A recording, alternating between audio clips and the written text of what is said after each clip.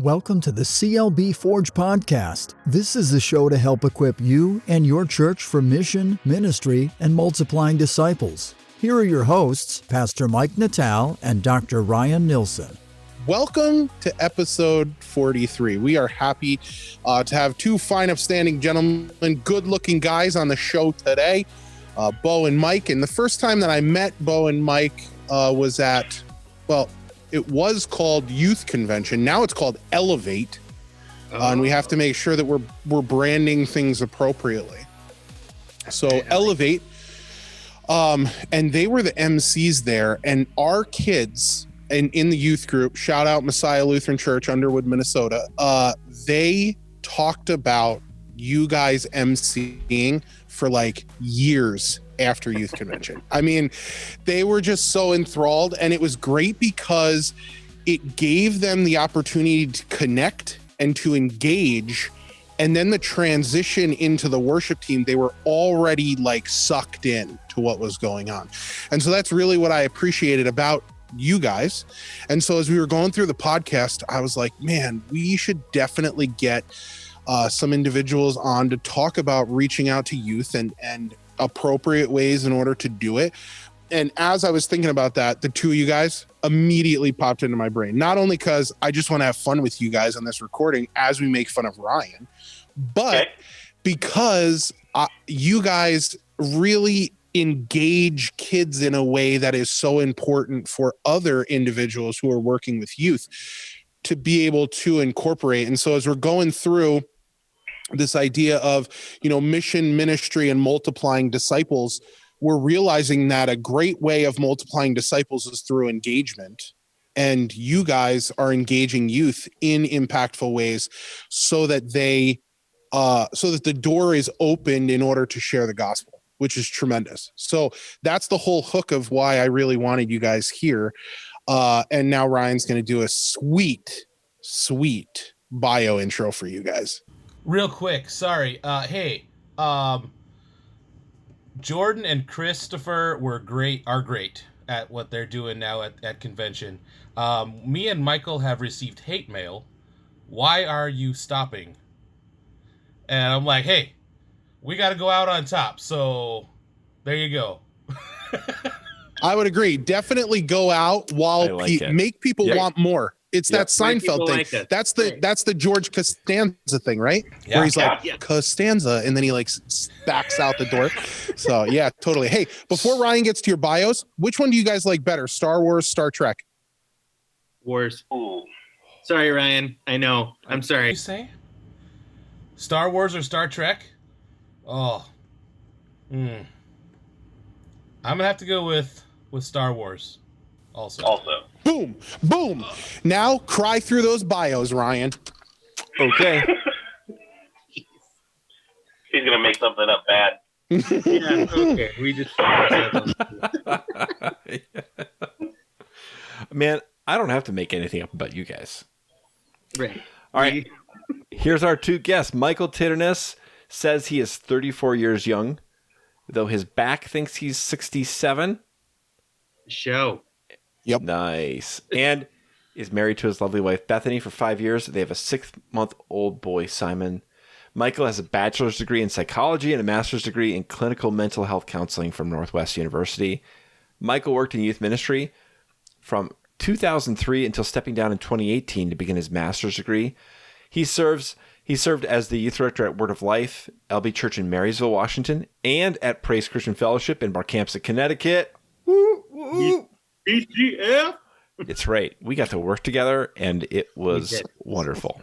I had a great time. Oh, man. It was so much fun working with you, Michael. I loved it. It was. I miss it. I do. Oh, great times. It was a golden era. It was. Michael currently works as a mental health therapist in a private practice known as Michael Titterness Counseling. He works with individuals from 11 years old and up, as well as couples, and you can visit his website at michaeltitternesscounseling.com. We'll have a link in our description after the show. And Beau Sibuma is our other guest. Beau just turned the big 4-0 in October, but to quote his wife, he has more toys than any kid I know. Which I thought was pretty funny. It's true. And then, I have over 100 Nerf guns. what? I have over 100 Nerf guns. Hey, I way. want to thank you for personally helping to continue the boom in Rhode Island, because by buying Nerf, you are directly helping Hasbro, which is a Rhode Island born and bred product, everything. And so Nerf guns, you're exploding our state, and I appreciate it. So thank You're you for welcome. keeping us in business. You're welcome. I have a Nerf gun in my office. Anybody else have one in their office right now?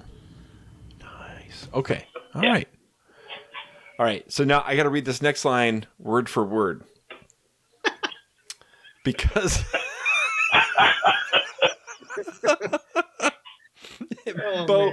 Beau has been married to his wife Erin for 15 years, and this is what I've got to say exactly. He says, "We do not have any kids, but we are looking to adopt. So if anyone has any kids they want to get rid of, let us know." Golden. See, he's a giver, dude. That's what it is. That's great. That's great. He's just trying Bring to them help. on. Yeah. Beau has an associate's from Edmonds Community College, and he's currently enrolled at LB Seminary, taking classes towards a certificate of theology. He's been in youth ministry since 1999. He's served as youth director at Regeneration Church, formerly Community of Church of Joy in Sammamish, and is currently serving as the youth director at Hope Church in Everett, Washington. And Beau is also the youth director of the Pacific Northwest region. Beau has an Instagram handle, m.c.foodspedition. Now, the way I say that, can you tell I have no idea what I'm doing on Instagram, just by the way I said that? Yeah. Good job, Boomer. Shoot. Okay. And yeah, by the way, if you're on Instagram and you're trying to figure out when the signal for when Instagram is ruined, it's when I start getting active on Instagram. That's when you have to go find a new platform. Mm-hmm. Anyway, so this Instagram location. Yeah, that sounds right. Thank you. The MC Food Expedition is a road trip that Beau and 3 others take, and they go to all the hole-in-the-wall restaurants that they can hit in 3 days. The only rule is no chain restaurants. So we have to go. You got to go check it out. You gotta. But don't go hungry, Yeah. or else you'll be in trouble. All right. Yeah. Yeah. So together, Michael and Beau have hosted 3 CLB youth conventions. They have run for years youth programs at the CLB Pacific Northwest Bible Camp, and together they have 36 years of youth ministry experience. So And you're old, Michael. you guys better be really good. Seriously. Yeah. We're I mean, And- with 36 years, that means like Beau's been doing it since he was 4. Can I tell a Beau Sibuma story now? He's 4. I mean, considering that like we haven't even asked them any questions and the podcast is pretty much over, you can definitely tell a Beau story. Go for it. All right. So one of my favorite Beau Sibuma stories is one years ago at a national convention. We were having our business meeting, and This is what you're. I was handing out papers. I was like helping one of these committees, just walking up and down the aisles, handing out papers to delegates. And, you know, I got to admit, I kind of thought, wow, this is kind of cool having a job. Like, I don't have to just sit there. I'm actually handing something out, like kind of thinking like, wow, I've really arrived, you know. I'm the minion for whatever committee this was. So here I am handing stuff out, and I start talking to Beau, who's sitting right in one of the pews, right at one of the aisles. And we're just talking away. He's making eye contact at me and smiling and eventually I realize that the whole time we've been talking, he's holding a water gun. And he's been pointing it and squirting it at my pants the whole time we've been talking.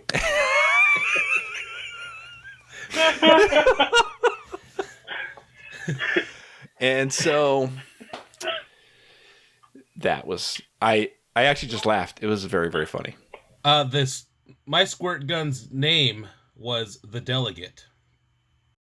Forgot about that. The delegate. Oh yeah, the You delegate. understand that, like, that's kind of the things that Beau just gets away with.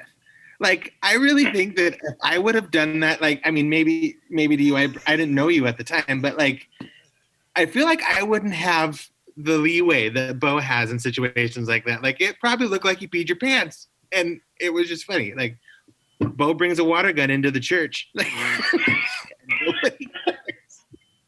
You know, like, that's why I hang out with Beau, because I get away with more. I mean, I would encourage you. I'd encourage you, regardless, if you're going to try it on anybody to get away with anything, it would definitely be Ryan. That's true. So, I mean, like, why stop at just spraying them with like a spray gun or with a water gun? Why not just bring a whole bucket and dump it right on them? Ice bucket challenge. Yeah, It is true. I probably Ice would bucket just challenge. stand there and laugh. All right, next time we see you, Ryan, that's what's happening. Perfect. That's great.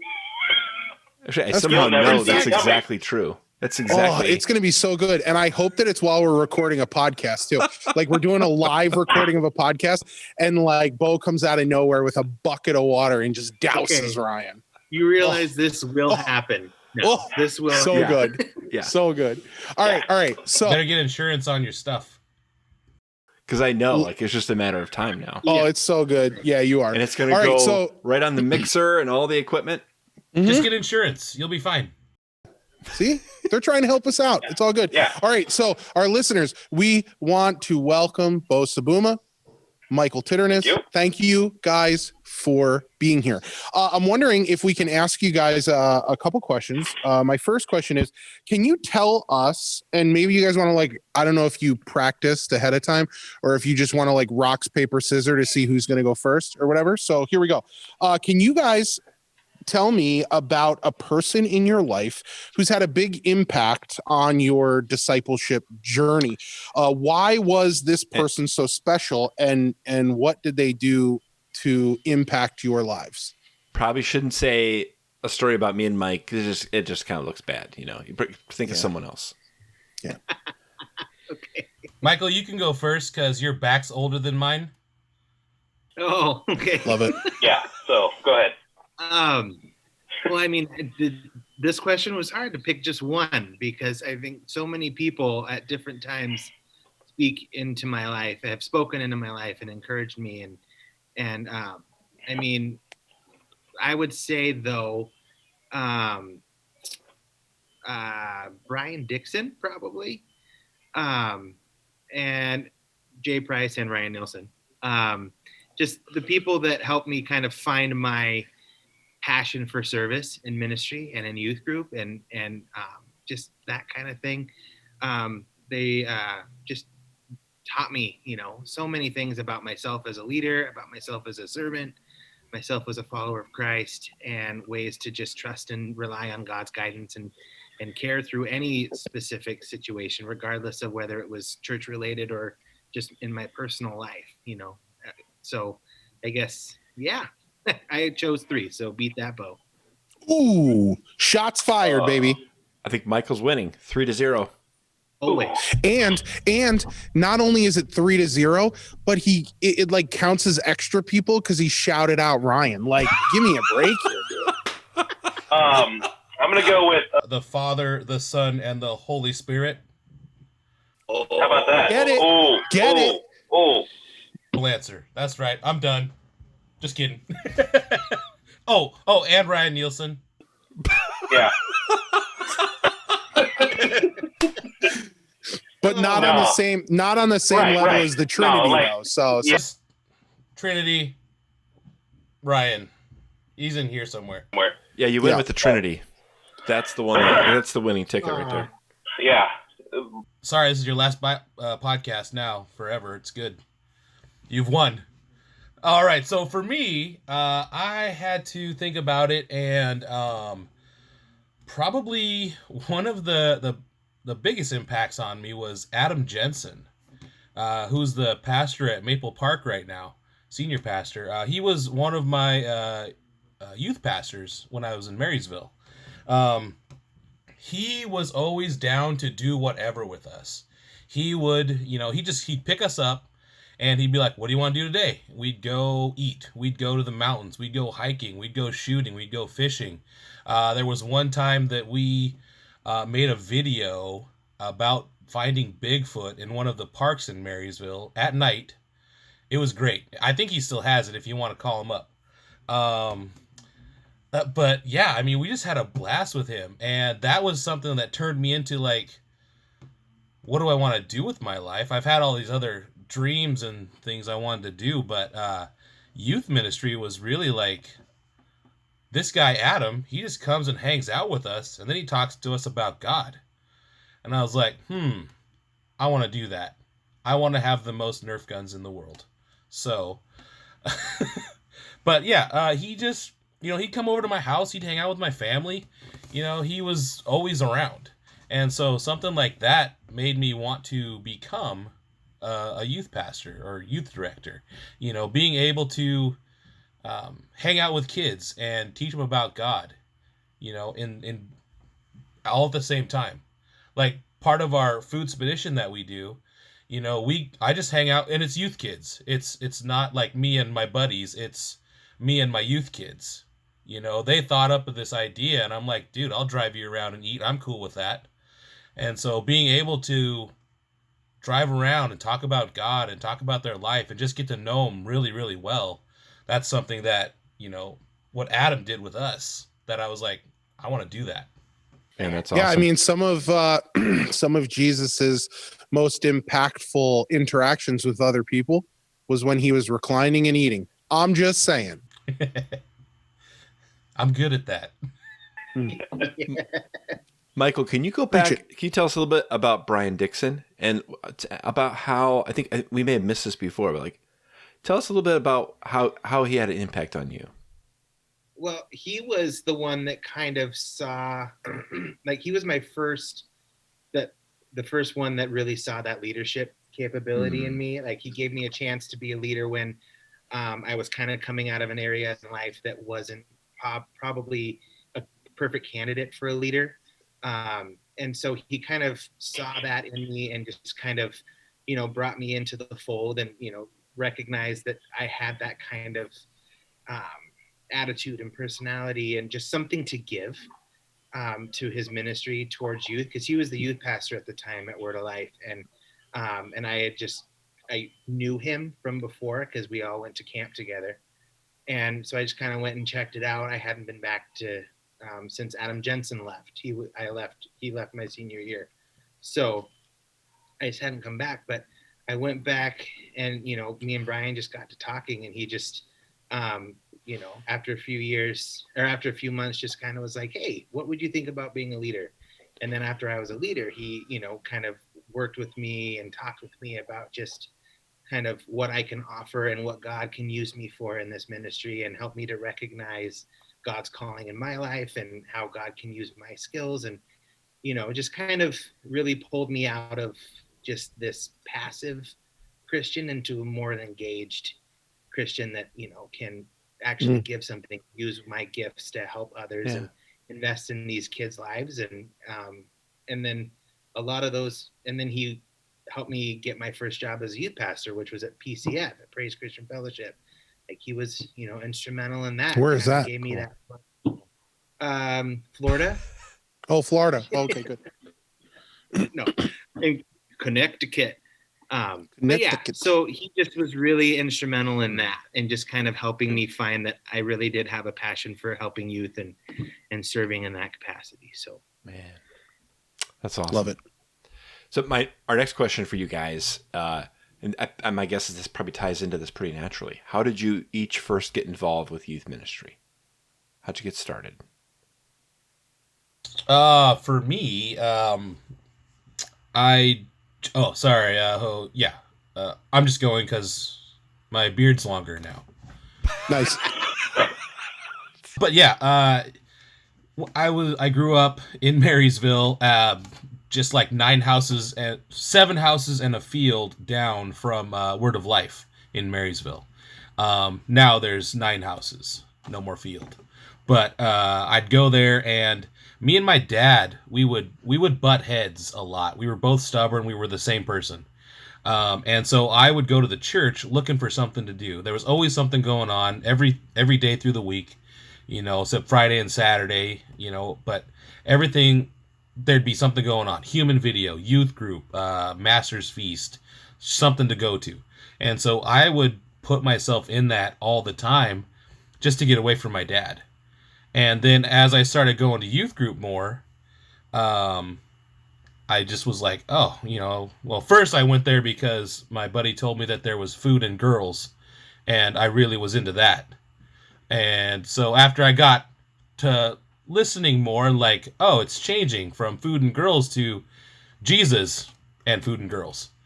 And so I got into the ministry. Brad Hoganson, he was the youth pastor at the time, and he had made some of us junior leaders, asked us if we wanted to be junior leaders. And so that involved like setting stuff up and, doing whatever he needed us to do.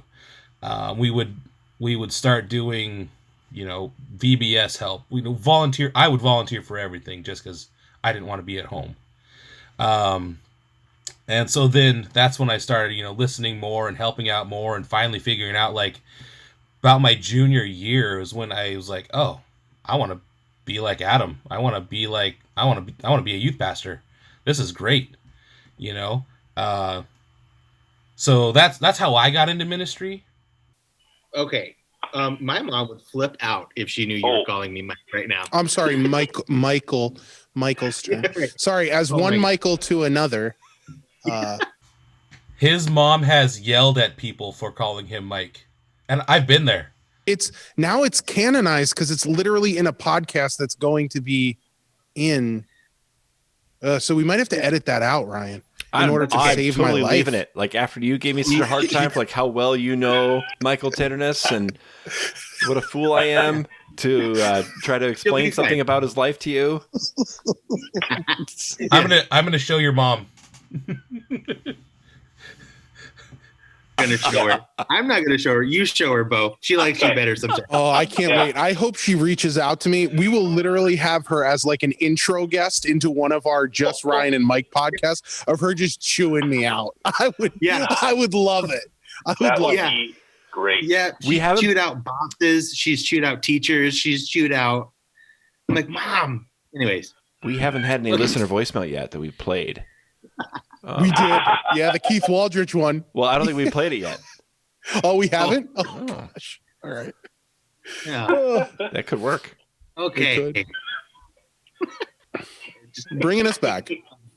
Yes. And refrain. How did I get into youth ministry? Well, I guess for me, it started with Brad Hoganson as well. So me and Beau have a very... Man, that guy gets around, huh? Well, it was the same time. What youth group did you go to? Word of Life. I grew up at Word.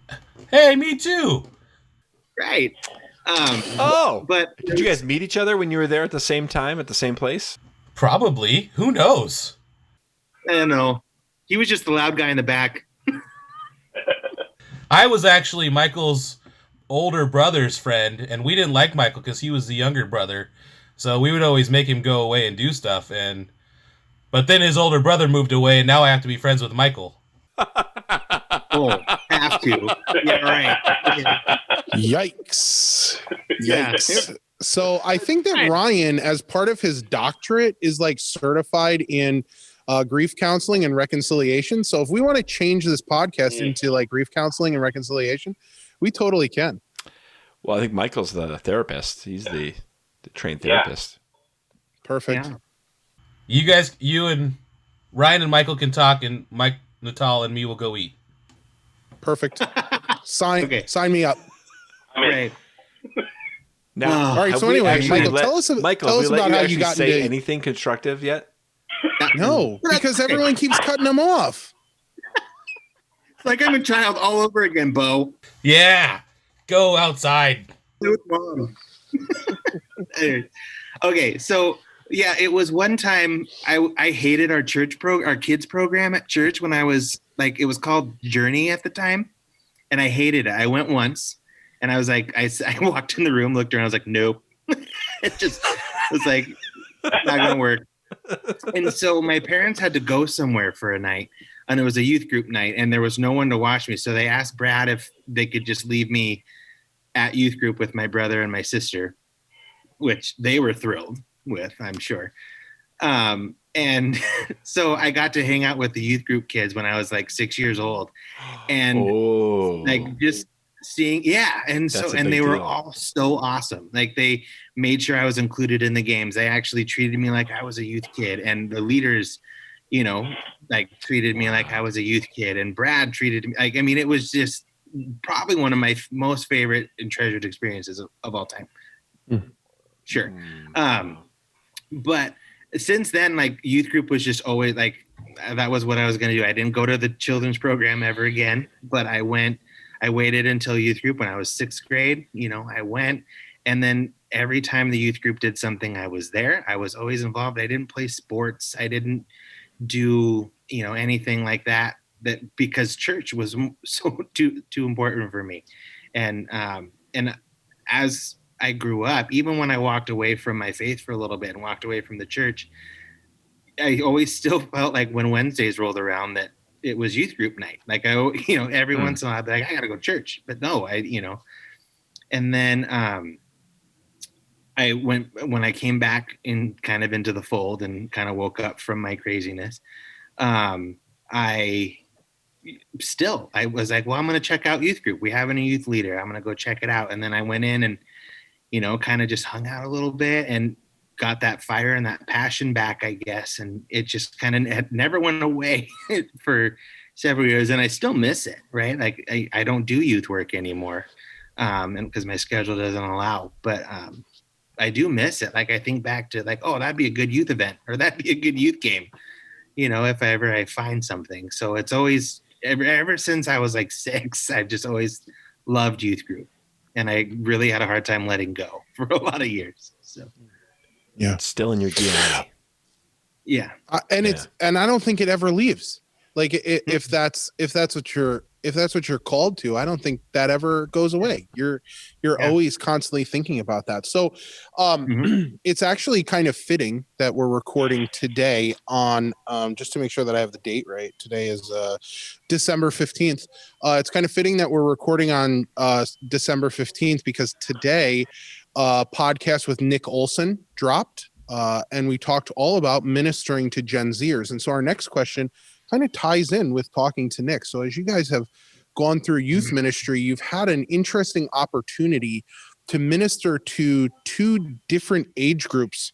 And so I'd love it if you guys could talk about how ministering to Gen Z students changed compared to when you did ministry to millennials. Just refer to Nick Olson. He's got it. There definitely has been a shift in what kids like or are entertained by. They're in a like, I need satisfaction now, you know, with their phones, you know, everything they need, phone, computer, pictures, camera, everything's in their pocket. They can find out anything right now. They can see anything right now. And so it's been a little hard to figure out what that need is. You know, we think that God and Jesus should be the only thing that they need, but sometimes, you know, they're just, they don't, I don't know, it maybe gets stale for them. And when it gets stale, then they're just like, I don't want to do that anymore. And, you know, to hold their attention for long enough to get a point across, sometimes it's a lot harder. There's been, you know, for me, I try and not keep it as a stale youth group. I mean, you guys know what that means, what I'm getting at, just kind of same routine. You know, like we get there, we play a game, then we sing a song, then we do the lesson, then we do a small group, and then we go home. You know, I will maybe do that throughout, you know, a month or two, but then I like to shake it up a little bit. I like to, you know, maybe just have a game night, just that's it, you know, and just surprise it on them. Don't tell them anything, week before, it's like, hey, we're just playing games all night. And they're like, really? And then you bring food and some candy or whatever.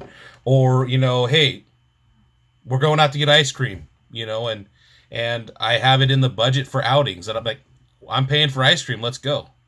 And so keeping them on their toes, I think is good, but also it can be bad because sometimes they're like, well, I don't know what's going to happen at youth group next week, and so how would I invite someone to come to youth group if it's like, oh, maybe Beau's going to take us out to ice cream, or maybe it's going to be a boring old Bible story, and so it's hard to figure out that balance of what it is. We do some videos. We use Right Now Media, which has been good.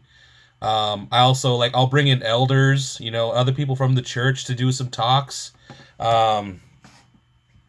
Yeah, so it's, sometimes there's been weeks that we've just done hey, whoever wants to do a testimony, come up and do it. What's God been doing in your life? And so, and it's weird, some of the kids that want to do it, they're like, yeah, let's go. Let's talk. Usually they're the first ones up. But then throughout the week or weeks that we do it, there's more kids that are like, that's really on my heart. I really got to say something. And so then it comes out to where we get more stuff from kids, and so sharing their hearts and sharing, what God is actually doing in their lives.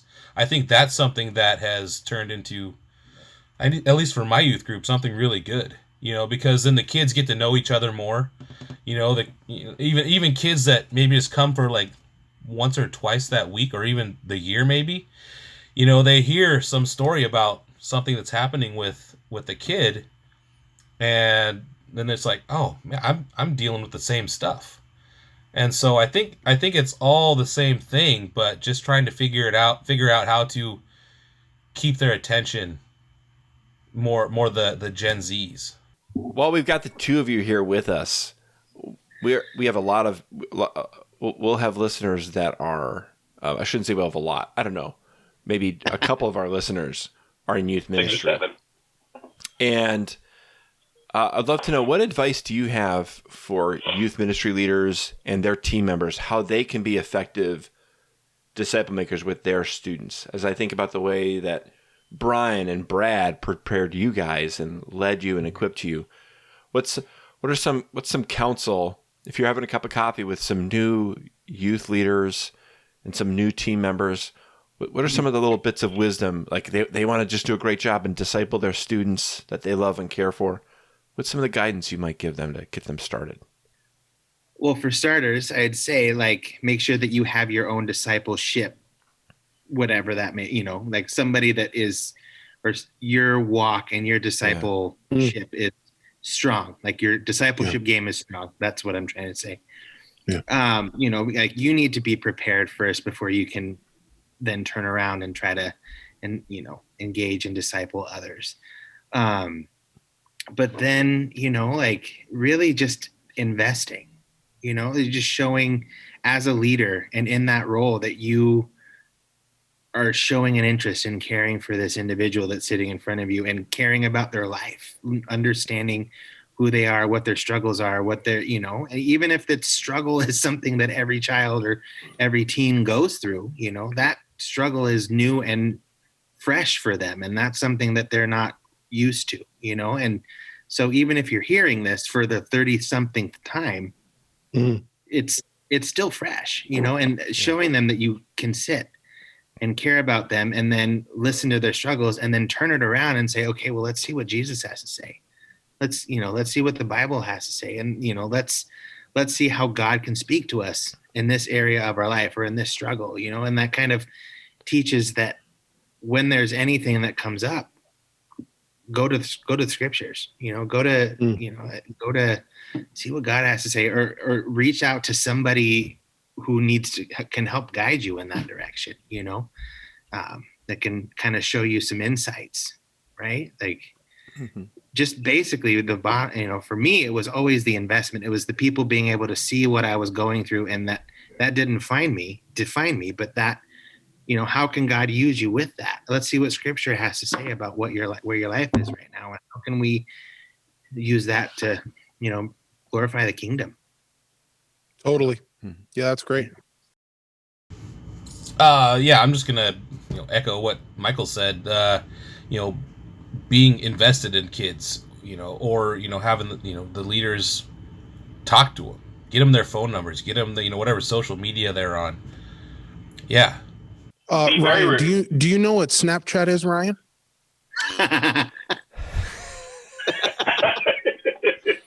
Yes, I do, but don't ask me if I've used it or I would have any idea how it works. Nope. Sorry, Beau. Go ahead. Oh, that's okay. It's always fun to make fun of people. It's my favorite thing. Just don't talk about sports. All right, like that'd be the nail in the coffin. So don't. We're really not going to be go in trouble. Ouch. Yeah. Michael knows that though. Letting them know you care. That's something that is like a lot of people just don't know that you care. Being persistent with that. Like we said earlier about, on all the social media things, it's like Facebook is no longer what the kids are on now. It's like some of my kids are, but it's like, Ryan, it's you work a lot on Facebook, I've seen, so it's not cool anymore. They're only on Facebook to appease their parents, so their parents can be watching, right? Yeah. So, but I mean, like, Instagram is like, it is the new thing that all the kids are on. I've finally made an Instagram for my youth group. And being in, I mean, like, I'm even on TikTok now. Not that I do anything on it, but I know. But Beau, you and me, dude, we could be like multi-million viewership if you and me did TikTok. We'll have to make some. But I mean, like, that's something like one of my kids was like, "Hey, you should follow me on TikTok," and I'm like, "Okay, I don't even know what that is yet, but I've heard of it."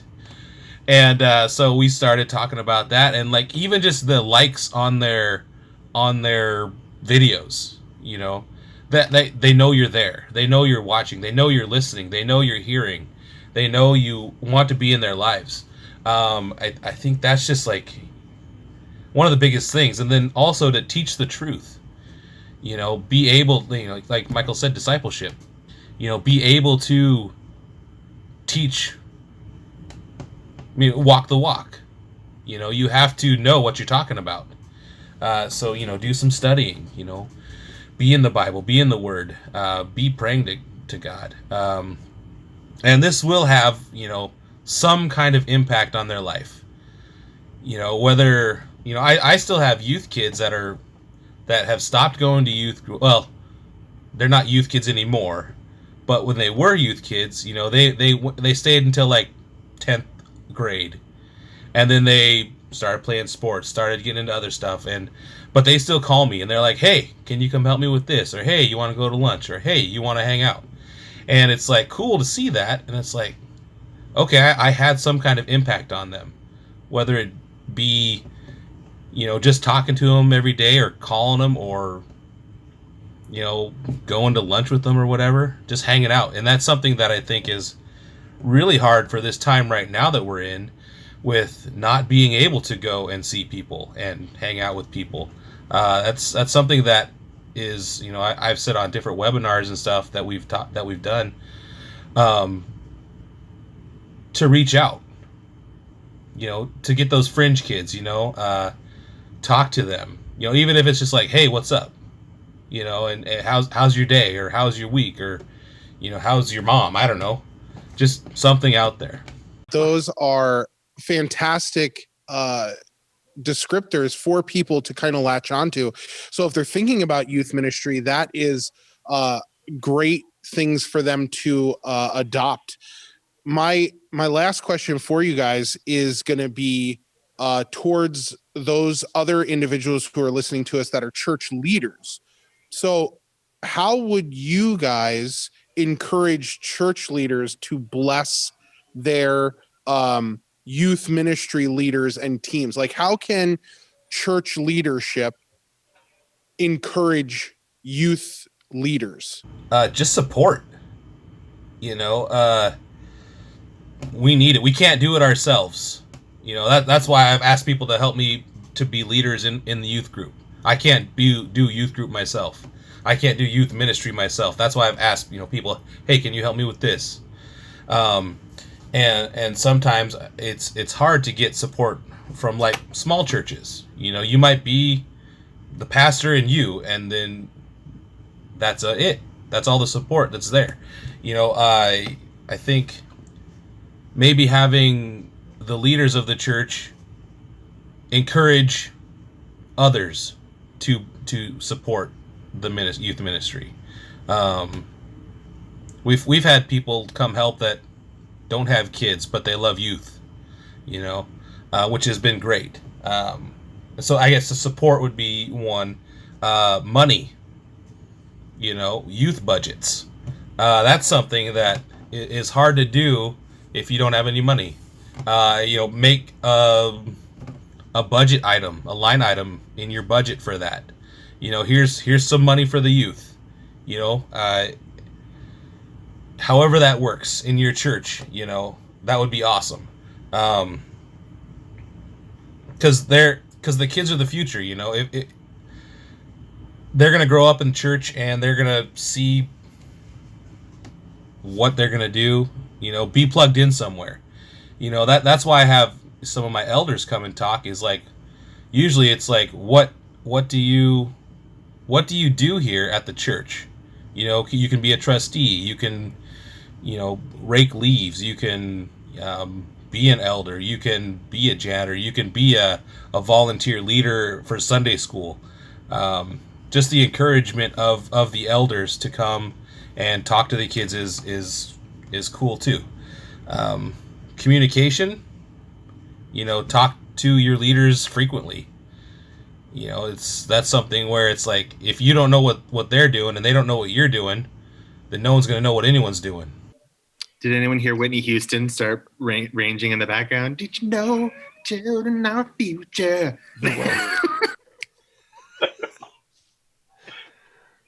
I think that might be the first. That actually might be the first singing that occurred on our podcast, Ryan, which we might get in trouble for because it was so in tune and so Whitney Houston in timbre that we might get in trouble for copyright infringement. So this literally might be our last podcast because we may get sued by the family members of Whitney Houston. So sure, okay. Yeah. You should just title this one "The Last Podcast." Dan. Until next week. Okay, sorry, Ryan. I cut you off. What were you going to say? I didn't want to interrupt you if you wanted to speak to that same question, but I had a different one for you, Michael. I was just thinking about it's so great that you're a counselor now. You're doing counseling, and I was very interested to know how your experience in youth ministry prepared you for this new vocation that you're in. Yeah, it actually had a lot to do with my choice and my decision and my journey. And it was like youth ministry helped me because I wanted originally, when I went to college, was to get my bachelor's and then go to seminary and become a pastor, right? That was when I started going to school. And I started going to school as a youth pastor because that was where I thought my life was going. But as I kind of got into that, I realized that I loved more the interaction with kids. Like I loved when they had issues or struggles or something, and they would, come into my office and we would sit down and we would just kind of open up that space so that they could share anything that was going on. And a lot of these kids had a lot of stuff that was just too much for me, and so like I could be there and I could listen and I could give them the opportunity to, vent or whatever they need. I could be a sounding board, but I always felt very ill-equipped. And while I, was spending time in prayer and asking for strength and wisdom and knowledge and all this stuff, I think God used those requests to be like, you want something else, I want you for something else. And so when I got into psychology, I kind of started to realize like, oh, like there's so much more that I could be doing for my students, like while, I loved the preaching and I love that. I loved this part more. I loved the investing and being able to help kids work through their issues and manage relationships with their families and talk through difficult situations with their parents. Like that part I really enjoyed. And then psychology helped me with that, like going through that process. But then, and that kind of realizing that I wasn't really geared.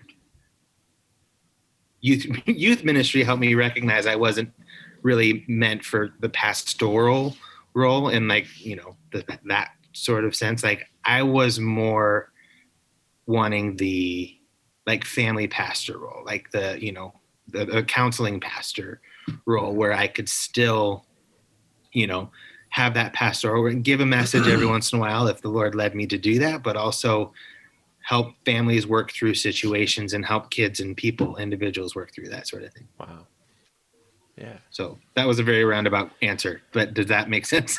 Oh yeah. Yeah. I mean, it shows that. Yeah. I mean, and it totally shows that you're using the giftings that God has given you in order to, just use it in a different way. And it doesn't have to be, not everybody has to be a pastor in order to share the word of God or in order to do different things in people's lives. I mean, like you are using the skills that the Lord has led you to do in order to do exactly the role that you are in right now, which is tremendous. Right.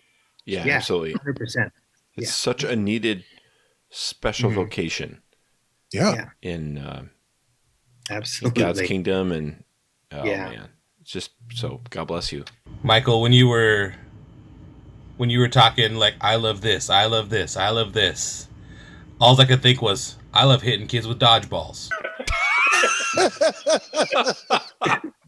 Which I do love that as well. Beau, that reminds me, I do want to ask you something. Yes. Why do you write in social media in all caps? At first, my computer caps lock was broken. And then it just became my signature move.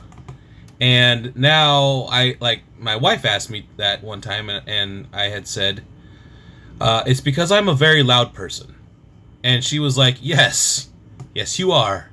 And so that's the culmination of why and it's only on Facebook though. Oh, all right. So talking about dodgeball, since we're the CLB Forge podcast, I would like to state right now in our podcast that the next biennial convention, instead of playing softball, we should have a dodgeball tournament. I'll even go one step further to say, if that is something that we're going to do, I will plan that all the way through. Because I think that would be epic. Could you imagine a dodgeball tournament at our synodical convention? I'm in. I am so in. Let's do it. At one of our youth conventions, when Michael and me were MCs, we put together a team of, senior pastors, associates pastors, youth guys. I think everyone was older than me and Michael, mostly. And we named the team Tubby Thunder. And we drew Sharpie abs on all of our stomachs. And then once we pulled up to the line, we all tore our shirts off, and Tubby Thunder was born. We went pretty far. I think we were almost third? I think fourth or third. Yeah. Wow. Yeah, we definitely overwhelmed the kids. Yeah. Oh, this is so great. We had Kevin Patch. We had Dan Benberg. We had Pete Peterson. Who else was there? I can't even remember. If you guys are listening and you were on Tubby Thunder, go to CLB Forge and tell them you were there. Oh man, shout out Tubby Thunder. I love it. Nice. So Troy Tisdall and President Larson, when you hear this podcast, if this is something that you want to initiate in the next biennial convention, reach out to me. You know how to get a hold of me. You got my phone number. Let's make this thing happen. Yeah. Synodical dodgeball. Let's go. So this thing is airing on March 16th. So I assume we'll be hearing about plans late March. Yeah, definitely. Just take Mike up on that. Yep, totally. Okay. It's going to be great. Wow. Mm-hmm. Oh, man. This has been so great, guys. Thanks so much for being with us today. It's been fun. Laughter's good medicine. Thank you so much, Michael and Beau, for being our guests and for sharing with us today. Listeners, don't forget, you can find Michael at michaeltitternesscounseling.com. You can follow Beau on Instagram at mcfoodspedition, and I'm sure I said that wrong again. A different wrong. How would you say it, Beau? m.c.foodspedition. That's what I said the first time. I know, and I didn't say you were wrong. Yeah, you were good, man. I had no idea. You were great. Well, that's just how wrong I am. I don't even know when I'm right. That's a whole new level of wrong. But the M and the C, are for our founder, Matthew Carroll, one of my former youth kids, and so we've shortened it up to m.c.foodspedition. Okay, thanks for explaining that to me. So do we clap now to unsync everything? No, I got to finish the outro still. Sorry. Oh, right. Thank you all Sorry. for listening to our show today. Don't forget to subscribe, and we'd love it if you shared the podcast with a friend. Thanks for listening, and see you next time. See ya. You sounded like Mike Rowe at the end. This has been an episode of the CLB Forge podcast with Pastor Mike Natal and Dr. Ryan Nilsson. Thanks for listening. We welcome your questions and comments. Email us at podcast@clbforge.org.